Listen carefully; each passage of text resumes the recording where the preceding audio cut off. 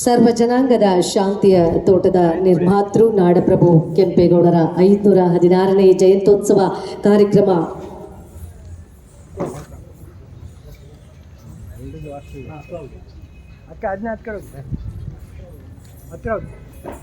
ನಮಸ್ಕಾರ ಮಾಡಬೇಡಿ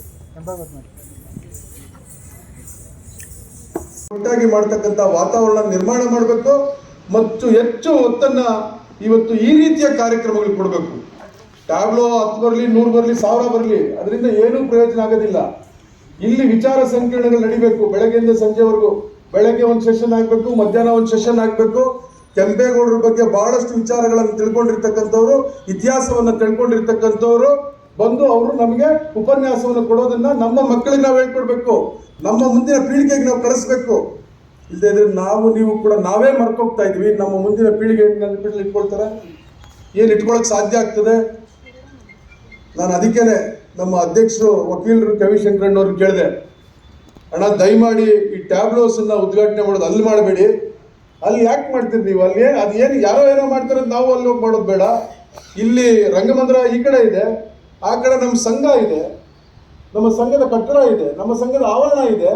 ಇಲ್ಲಿಂದ ಪ್ರಾರಂಭ ಮಾಡಿ ಬೆಳಗ್ಗೆ ಒಂದು ಒಳ್ಳೆ ಕಾರ್ಯಕ್ರಮ ಮಾಡಿ ಕೆಂಪೇಗೌಡರನ್ನ ಸ್ಮರಿಸ್ತಕ್ಕಂಥ ಕೆಲಸವನ್ನ ನಾವೆಲ್ಲ ಕೂಡ ಮುಂದಿನ ವರ್ಷದಿಂದ ಕೂಡ ಮಾಡಬೇಕು ಅಂತ ನಾವು ಹೇಳಿದೆ ಕೂಡ.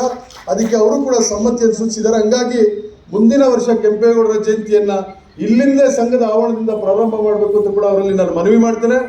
ಮತ್ತು ಕೆಲವು ನಮ್ಮ ಯುವಕರು ಏನಿವತ್ತು ಮನವಿಯನ್ನು ಕೊಟ್ಟಿದ್ದಾರೆ, ಎಲ್ಲ ನಮ್ಮ ಪ್ರತಿನಿಧಿಗಳಿಗೆ ಏನು ಕೆಂಪೇಗೌಡರ ಸ್ಟ್ಯಾಚ್ಯೂವನ್ನು ಮಾಡಬೇಕು ಅಂತೇಳಿ, ಅದು ಮಾನ್ಯ ಜಿಲ್ಲಾಧಿಕಾರಿಗಳು ಏನು ಕಾನೂನಲ್ಲಿ ಏನು ಅವಕಾಶ ಇದೆಯೋ ಗೊತ್ತಿಲ್ಲ, ಹಂಗೇನಾದರೂ ಕೂಡ ಅವಕಾಶ ಇಲ್ಲದೇ ಇದ್ರೂ ಕೂಡ ನಮ್ಮ ಒಕ್ಕಲಿಗರ ಸಂಘದ ಆವರಣದಲ್ಲಾದರೂ ಕೂಡ ಮಾಡೋಂಥದಕ್ಕೆ ನಾವು ಪ್ರಯತ್ನ ಮಾಡಬೇಕು. ಕೆಂಪೇಗೌಡರ ಸ್ಟ್ಯಾಚ್ಯೂವನ್ನು ಒಂದು ದೊಡ್ಡದಾಗಿ ನಿರ್ಮಾಣ ಮಾಡಿ ಏನು ಯುವಕರ ಆಸೆ ಇದೆ ಅದಕ್ಕೆ ನಾವು ನಿರಾಶೆ ಮಾಡೋದು ಬೇಡ. ಒಂದು ದೊಡ್ಡ ಕೆಂಪೇಗೌಡರ ಸ್ಟ್ಯಾಚ್ಯೂವನ್ನು ಮುಂದಿನ ಕೆಂಪೇಗೌಡರ ಜಯಂತಿಯ ದಿನದಂದೇ ಉದ್ಘಾಟನೆ ಮಾಡಿ ಅಲ್ಲಿಂದಲೇ ಏನು ಮೆರವಣಿಗೆಯನ್ನು ಪ್ರಾರಂಭ ಮಾಡಿ ಈ ಒಂದು ವೇದಿಕೆ ಕಾರ್ಯಕ್ರಮವನ್ನ ಒಂದು ಅರ್ಥಪೂರ್ಣವಾದಂಥ ಕಾರ್ಯಕ್ರಮವನ್ನಾಗಿ ಮಾಡಬೇಕು ಮಾನ್ಯ ಶಂಕರಣ್ಣವರ ಅಧ್ಯಕ್ಷತೆಯಲ್ಲಿ ಮತ್ತು ನಮ್ಮ ಬಿಸಪ್ಗೌಡರ ಮಾರ್ಗದರ್ಶನದಲ್ಲಿ ಅಂತ ಹೇಳ್ತಾ, ಇವತ್ತು ನನಗೂ ಕೂಡ ಇಲ್ಲಿ ಕರೆಸಿ ತಾವೆಲ್ಲ ಕೂಡ ಗೌರವಿಸಿ ಮಾತನಾಡೋಕ್ಕೆ ಅವಕಾಶ ಕೊಟ್ಟಂತ ಎಲ್ಲ ವೇದಿಕೆ ಇರತಕ್ಕಂಥ ಗಣ್ಯರಿಗೂ ಹೊಂದಿಸಿ ತಮ್ಮೆಲ್ಲರಿಗೂ ಹೊಂದಿಸಿ ನನ್ನ ಮಾತು ಮುಗಿಸ್ತೇನೆ. ನಮಸ್ಕಾರ. ಒತ್ತುವರಿ ಮಾಡೋದು ಎಷ್ಟು ಡೇಂಜರ್ ಅಂತ ಗೊತ್ತಿಲ್ಲ. ಯಾರಾದರೂ ಕರೆ ಕೊಟ್ಟಿಲ್ಲ ಒತ್ತುವರಿ ಮಾಡಿರೋ ಫ್ಯಾಮಿಲಿಗಳು ನೋಡಿ ಅವ್ರಿಗೆ ಯೋಚನೆ ಮಾಡಿ ಹೆಂಗಿರ್ತಾರೆ ಏನಿರ್ತಾರೆ ಅನ್ನೋದನ್ನ.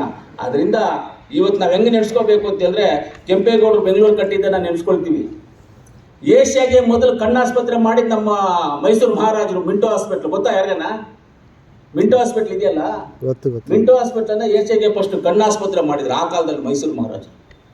ಇವರೆಲ್ಲ ಏನು ಆಲೋಚನೆ ಇದ್ದವರು, ಇವರೆಲ್ಲ ಯಾವ ಮಟ್ಟಕ್ಕೆ ಆಲೋಚನೆ ಮಾಡಿದ್ದವರು? ನಮ್ಗೆ ಅದರಲ್ಲಿ 10% ಆಲೋಚನೆ ಇದೆ. ಇವತ್ತು ನನ್ನ ಮಗನ್ನ ಏನು ಓದಿಸ್ಬೇಕು, ಅವನು ಏನಾಗಬೇಕು, ನನಗೆ ಎಷ್ಟು ಬಿಲ್ಡಿಂಗ್ ಬೇಕು, ಎಷ್ಟು ಎಕರೆ ಜಮೀನು ಬೇಕು, ಅಷ್ಟೇ, ಬೇರೆ ಏನೂ ಇಲ್ಲ. ಅದನ್ನು ಯಾವತ್ತೂ ಇಲ್ಲ. ಒಂದು ಮನುಷ್ಯ ಹುಟ್ಟಿದ ಮೇಲೆ ಏನು ಸಮಾಜಕ್ಕೆ ಕೊಡುಗೆ ಅನ್ನೋದನ್ನ ನೆನೆಸ್ಕೋಬೇಕು ನಾವು. ಇವತ್ತು ಯಾಕೆ ಚೆನ್ನೈನವ್ರು ನೆನೆಸ್ಕೊಳ್ತೀವಿ ನಾವು? ಸಮಾಜಕ್ಕೆ ಕೊಡುಗೆ ಇದೆ, ಈ ಜಿಲ್ಲೆಗೆ ಕೊಡುಗೆ ಇದೆ, ರಾಜ್ಯಕ್ಕೆ ಕೊಡುಗೆ ಇದೆ. ಎಂ ವಿ ಕೃಷ್ಣಪ್ಪನವರು, ಕೆ ಸಿ ರೆಡ್ಡಿಯವರು, ಇವನ್ನೆಲ್ಲ ಯಾಕೆ ನೆನೆಸ್ಕೊಂಡು ಹೋಗ್ತೀವಿ ನಾವು? ಆ ಥರ ನಮ್ಮನ್ನು ಯಾರಾದರೂ ನೆನೆಸ್ಕೊಳ್ಳುವಂಥ ಸ್ಥಿರತಾಯವಾದಂಥ ಕೆಲಸಗಳನ್ನು ನಾವು ಮಾಡಬೇಕು ಅನ್ನೋದೇ ನಮ್ಮ ಉದ್ದೇಶಗಳಾಗಿದೆ. ಖಂಡಿತವಾಗ್ಲೂ ಅಂಥದ್ದು ಮಾಡ್ತೀವಿ. ಕೆಂಪೇಗೌಡರು, ನಾನು 98ರಲ್ಲಿ ನನಗೆ 18 ವಯಸ್ಸು, 98ಅಲ್ಲಿ 18 ಏಜ್ ನನಗೆ. ಮುಳಬಾಗಿಲಿಂದ ಒಂದು ಕಾರ್ಯಕ್ರಮ ಮಾಡಿದ್ರು, ನಮ್ಮ ಕೆ ವಿ ಶಂಕರಣ್ಣವ್ರಿಗೆ ಜ್ಞಾಪಕ ಇರಬೇಕು. ನಾವು ಆವಾಗ ಬಾಲಗಂಗಾಧರ ನಾಥಸ್ವಾಮಿ ಅವ್ರನ್ನ ಕರ್ಕೊಂಡು ಬಂದು 98ರಲ್ಲಿ ಒಂದು ಕಾರ್ಯಕ್ರಮ ಮಾಡಿದ್ವಿ ಮುಳಬಾಗಿಲಲ್ಲಿ. ಅಂಥ ಕಾರ್ಯಕ್ರಮ ಇವತ್ತರೆಗೂ ನೋಡೋಕ್ಕಾಗಿಲ್ಲ ನಮ್ಮ ಕೈನಲ್ಲಿ. ಎಲ್ಲಿಂದ ಎಲ್ಲಿಗೋ ಜನ. 18 ವಯಸ್ಸಲ್ಲಿ ನಾನು ಅಲ್ಲಿ ಕಾರ್ ನಿಲ್ಸ್ಕೊಂಡು ಇದ್ದೀನಿ. ನಾನಲ್ಲಿ ಈ ಜನ ನೋಡ್ಬಿಟ್ಟು ಭಯ ಆಗ್ಬಿಟ್ಟು ಕಾರ್ ಎತ್ಕೊಂಡು ಹೋಗ್ಬಿಟ್ಟು ನಾನು ನಮ್ಮ ಆಂಜನೇಯ ಸ್ವಾಮಿ ದೇವಸ್ಥಾನ ಹತ್ರ ನಿಲ್ಲಿಸ್ಬಿಟ್ಟು ಬಂದು ನೋಡ್ಕೊಂಡಿದ್ದೆ. ಜನ ಅಷ್ಟು ಜನ ಸೇರಿದ್ರು. ಎಲ್ಲೋಯ್ತು ಪ್ರೀತಿ, ಎಲ್ಲೋಯ್ತು ಉತ್ಸಾಹ? ಆ ಉತ್ಸಾಹ ಪ್ರೀತಿ ಇರಬೇಕು, ಕೆಂಪೇಗೌಡರು ಕೊಟ್ಟಿರೋದು ಇರಬೇಕು ಅಂತ ನಾನು ಹೇಳ್ತಾ, ಇವತ್ತು ಒಳ್ಳೆ ಕಾರ್ಯಕ್ರಮ, ಒಳ್ಳೆ ಪ್ರೀತಿಯಾದಂಥ ಕಾರ್ಯಕ್ರಮ. ಬರೋ ವರ್ಷ ಎಲ್ಲರೂ ತೀರ್ಮಾನ ಮಾಡಿ ಇಲ್ಲಿಂದಾನೇ ಆರಂಭ ಮಾಡಿ, ಏನು ಒಕ್ಕಲಿಗರ ಸಂಘದ ಜಾಗ ಇದೆ ಎದುರುಗಡೆ ಇದೆ, ಇಲ್ಲಿಂದ ಸ್ಟಾರ್ಟ್ ಮಾಡಿ ಇಲ್ಲಿ ಕಾರ್ಯಕ್ರಮವನ್ನು ಮಾಡಿ ಎಲ್ಲವನ್ನ ಸಂದೇಶವನ್ನು ತಗೊಂಡು ಕೆಂಪೇಗೌಡರು ಅಂದರೆ ಏನು, ಬಾಬಾ ಸಾಹೇಬ್ ಅಂಬೇಡ್ಕರ್ ಅವರಂದರೆ ಏನು, ಕುವೆಂಪು ಅವರು ಅಂದರೆ ಏನು, ಯಾರು ಏನೇನು ಮಾಡಿದ್ರು, ಈ ದೇಶಕ್ಕೋಸ್ಕರ ಏನು ಮಾಡಿದ್ರು ಅನ್ನೋದನ್ನು ತಿಳ್ಕೊಂಡು ಮಕ್ಕಳಿಗಾದರೂ ಮಾಹಿತಿಯನ್ನು ಕೊಡ್ತಾ ಹೋಗೋಣ. ಈಗ ಹುಟ್ಟಿರುವಂಥ ಮಕ್ಕಳಿಗೆ ಮಾಹಿತಿಯನ್ನು ಕೊಡ್ಕೊಂಡು ಹೋಗೋಣ. ಇವತ್ತು ಮಕ್ಕಳಿಗೆಲ್ಲ ಏನಾಗ್ಬಿಟ್ಟಿದೆ ಅಂದರೆ, ಊಟ ಮಾಡಿಸ್ಬೇಕಂದ್ರೆ ಮೊಬೈಲ್ ಕೈ ಕೊಟ್ಬಿಟ್ಟು ಊಟ ಮಾಡಿಸೋದು, ಮೊಬೈಲ್ ನೋಡ್ತಾ ಇದ್ರೆ ಬಲಾತ್ಕಾರ ಅದು. ಬಲಾತ್ಕಾರವಾಗಿ ಊಟ ಮಾಡಿಸೋದು. ಈ ಪದ್ಧತಿಗಳು ಹೇಳ್ಕೊಟ್ಟಿಲ್ಲ ನಮಗೆ. ಆ ಪದ್ಧತಿಗಳನ್ನು ಬಿಡಬೇಕು ನಾವೆಲ್ಲರೂ. ಆ ಪದ್ಧತಿಗಳನ್ನು ಬಿಟ್ಟು ಕೆಂಪೇಗೌಡರು ಕೊಟ್ಟಿರುವಂಥದ್ದು, ಬಾಬಾ ಸಾಹೇಬರು ಕೊಟ್ಟಿರುವಂಥ ಮಾರ್ಗದರ್ಶಿಗಳು ನಮ್ಗೆ ಈ ದಾರಿನಲ್ಲೆಲ್ಲ ನಾವು ಹೋಗ್ಬೇಕು, ಈ ದಾರಿಲಿ ಹೋಗ್ಬೇಕು ಅಂತ ಹೇಳ್ತಾ ಇವತ್ತು ಮಾತಾಡ್ಲಿಕ್ಕೆ ಅವಕಾಶ ಮಾಡಿಕೊಟ್ಟಿದ್ದ ಆ ಮಹಾನ್ ವ್ಯಕ್ತಿ ಕೆಂಪೇಗೌಡರಿಗೆ ಪಾದಗಳಿಗೆ ನಮಸ್ಕರಿಸ್ತಾ ನನ್ನ ಮಾತನ್ನು ಮುಗಿಸ್ತಾ Jai Hind. Statesman thinks about next generations ಅಂತ, ಮುಂದಿನ ಪೀಳಿಗೆ ಬಗ್ಗೆ ಆಲೋಚನೆ ಮಾಡ್ತಕ್ಕಂಥ, ಆಮೇಲೆ ತಾನು ಆಲೋಚನೆ ಮಾಡಿದ್ದನ್ನ ಕಾರ್ಯಸಿದ್ಧಿಗೊಳಿಸ್ತಕ್ಕಂಥ ಆ ಕಾರ್ಯ ತತ್ಪರತೆ ಇದೆಯಲ್ಲ, ಅದನ್ನ ನಾವು ನಾಡಪ್ರಭುಗಳಲ್ಲಿ ಕಾಣುತ್ತೇವೆ. ಆ ನಾಡಪ್ರಭುಗಳಲ್ಲಿ ಕಂಡದ್ರಿಂದಾನೇ ಅಲ್ಲಿದ್ದಂಥ ವಿಜಯನಗರ ಅರಸರೂ ಕೂಡ ಇವರ ಬೆಂಬಲಕ್ಕೆ ನಿಲ್ಲುತ್ತಾರೆ. ಇಲ್ಲಾಂದ್ರೆ ಒಬ್ಬ ಸಾಮಂತ ರಾಜನನ್ನ ಈ ಮಟ್ಟಿಗೆ ಬೆಳೆಯಕ್ಕೆ ಒಬ್ಬ ಚಕ್ರಾಧಿಪತಿ ಸಾಮ್ರಾಟ ಸಾಮಾನ್ಯವಾಗಿ ಬಿಡುವುದಿಲ್ಲ. ಅವರ ವಿಶ್ವಾಸವನ್ನು ಗಳಿಸಿಕೊಂಡು ಯಲಹಂಕದಿಂದ ಆ ಭಾಗದಿಂದ ಈ ಭಾಗದವರೆಗೂ ಒಂದು ಸಾಮ್ರಾಜ್ಯ ಕಟ್ಟೋದಿದೆಯಲ್ಲ, ಅದು ಅಷ್ಟು ಸುಲಭದ ಮಾತಾಗಿರಲಿಲ್ಲ. ಸುತ್ತಲೂ ವೈರಿಗಳು, ಅಂಥದ್ರೊಳಗಡೆ ಆಡಳಿತ ನಿರ್ವಹಣೆ ಮಾಡಿಕೊಂಡು ರಾಜ್ಯವನ್ನು ರಕ್ಷಣೆ ಮಾಡಿಕೊಂಡು ಜನರ ಹಿತವನ್ನು ಕಾಪಾಡೋದಿದೆಯಲ್ಲ, ಅದು ದೂರದೃಷ್ಟಿತ್ವ, ಅದು ಪ್ಲಾನಿಂಗ್, ದಟ್ ಈಸ್ ಡಿಪ್ಲೊಮಸಿ. ಅವೆಲ್ಲವೂ ಕೂಡ ನಾಡಪ್ರಭು ಕೆಂಪೇಗೌಡರಲ್ಲಿ ಇತ್ತು ಅನ್ನೋ ಕಾರಣಕ್ಕಾಗಿ ನಾವು ಇವತ್ತು ಅವರನ್ನು ನೆನೆಸ್ಕೋಬೇಕಾಗಿವೆ. ಇವತ್ತು ನಮ್ಮ ಕೋಲಾರದಲ್ಲಿ ಒಂದು ರಿವರ್ ಸಿಸ್ಟಮ್ ಇಲ್ಲ. ಬೆಂಗಳೂರಲ್ಲೂ ಕೂಡ ಅವರು ನಗರ ಕಟ್ಟಿದಾಗ ಅಥವಾ ಬೆಂಗಳೂರು ಪೇಟೆಯಿಂದ ಏನು ಶುರು ಮಾಡಿದ್ರು ಆಗೆಲ್ಲ ಪೇಟೆ ಕಲ್ಚರು, ಆಗಲೂ ಕೂಡ ಅಲ್ಲಿ ನದಿ ಇರಲಿಲ್ವಲ್ಲ. ಇವತ್ತು ನಮ್ಮ ಕೋಲಾರ ಜಿಲ್ಲೆ ತಗೊಂಡ್ರು ಕೂಡ ಬಹುಶಃ ಒಂದು ಜಿಲ್ಲೆಯಲ್ಲಿ ನಿಮಗೆ ರಿವರ್ ಸಿಸ್ಟಮ್ ಇಲ್ಲದೆ ಇರ್ತಕ್ಕಂಥ ಕೆಲವು ಜಿಲ್ಲೆಗಳ ಪೈಕಿ ಕೋಲಾರ ಕೂಡ ಒಂದು. ಇದ್ದನ್ನ ನಾವು ಕಳ್ಕೊಂಡ್ಬಿಟ್ಟಿದ್ದೀವಿ. ಇವತ್ತು ಇಡೀ ಕೋಲಾರದ socio economic life thrives on only tank system and tanks that are available in Kolar. ಸುಮಾರು 3232 ಕೆರೆಗಳು ಇವತ್ತು ಇಡೀ ಕೋಲಾರವನ್ನು ರಕ್ಷಣೆ ಮಾಡ್ತಾ ಇದೆ. ಕೋಲಾರದ ಜನರ ಕೃಷಿ, ಆರೋಗ್ಯ, ಆರ್ಥಿಕ ಮತ್ತು ಸಾಮಾಜಿಕ ಬದುಕನ್ನು ಹಸನುಗೊಳಿಸ್ತಾ ಇದೆ.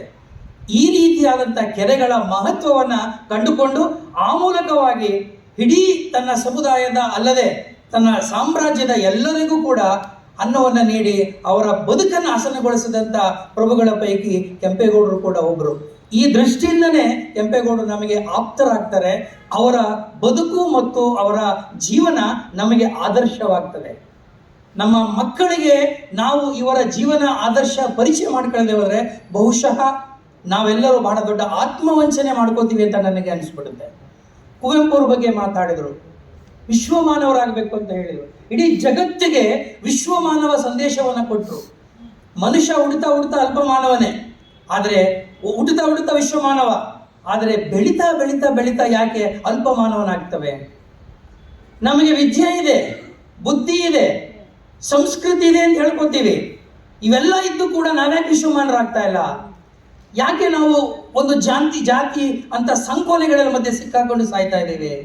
ಈ ಹಿಂದಿನವರ ದೂರದೃಷ್ಟಿ, ಆ ಉದಾರತೆ, ಆ ಭ್ರಾತೃತ್ವ, ಆ ಸಾಮರಸ್ಯವನ್ನು ನಾವ್ಯಾಕೆ ಸಮಾಜದಲ್ಲಿ ಬಿತ್ತಲಿಕ್ಕೆ ಸಾಧ್ಯವಾಗ್ತಾ ಇಲ್ಲ ಅನ್ನೋ ಪ್ರಶ್ನೆಯನ್ನ ಬಹುಶಃ ಈ ಜಯಂತಿಗಳು ನಮಗೆ ಕೇಳ್ತಾ ಇರ್ತಾರೆ.